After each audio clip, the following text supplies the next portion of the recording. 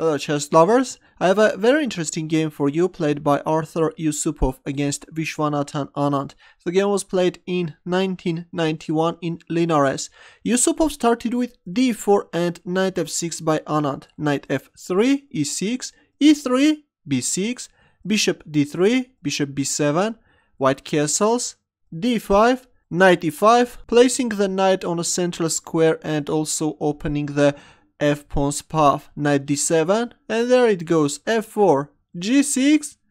Black is playing g6 in order to fianchetto the bishop and also control the f5 square, not allowing the advancement of the f-pawn further. b3, bishop g7, knight d2, c5, bishop b2, black castles, queen f3. Actually, such positions is very easy to play, especially when you know where to place your pieces. Knight e8, queen h3, knight d6, and now the other knight is also joining the attack. Knight f3, rook e8, knight g5, attacking the pawn on f7, knight f8.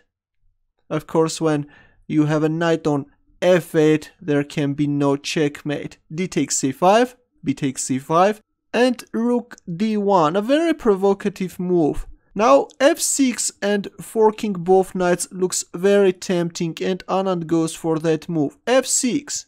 But at the same time, this is weakening black's king side, and now Yusupov is capturing on h7. Knight takes h7 and knight takes g6, exchanging the knight with two pawns and also weakening black's king side. Queen c7, rook f3. This rook is also joining the attack. Knight e4, bishop takes e4, d takes e4, rook g3, rook d8, rook takes d8, queen takes d8, queen g4, intensifying the pressure on g file. Queen d5. Well, if a move like f5 trying to kick away this queen from g4 square, then white can play queen h5. Now, as you can see, the bishop is also hanging, but it's very dangerous to capture. If bishop takes b2, then knight e5 discovered check is winning. King h8, knight f7 checkmate. Or after queen h5, if knight f6, then knight e7 check is very strong. If rook takes e7, then bishop takes f6. This is going to be very unpleasant for black. Let's go back. After queen g4, we see queen d5. Now white has not enough material to attack black king, and this h2 pawn is also joining the attack. h4, queen f5, queen d1. Of course, white is not going to exchange the queens. Queen d5, queen g4, queen f5, queen d1, queen d5, and Yusupov played queen e2, rejecting the offer. Actually, this is the best square for the queen on e2. Bishop c8. Now comes h5, king f7, queen g4. Well, by playing this move, Yusupov missed a very powerful continuation. Can you find that winning line for white? Ready?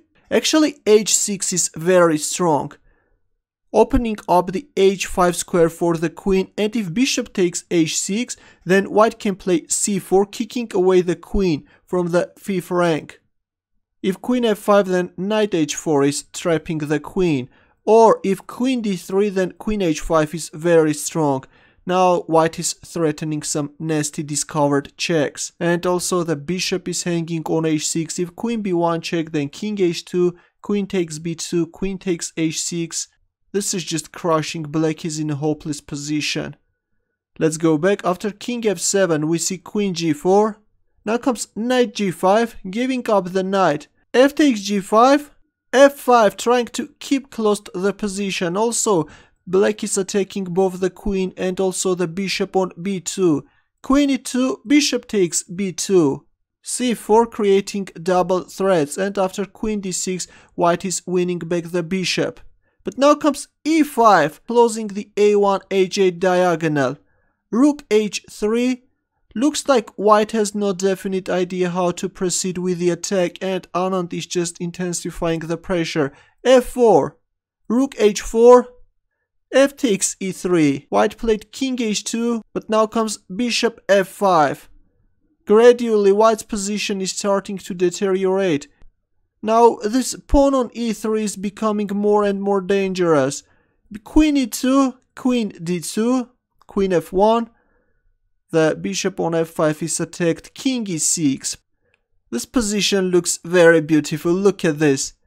3 pawns and the king behind them. Yusupov played a desperate rook takes e4, and after bishop takes e4 he resigned. From the beginning, Artur Yusupov had a very dangerous attack, but we could see that Viswanathan Anand managed to dig out his way and win the game. I hope that you enjoyed this game. Good luck.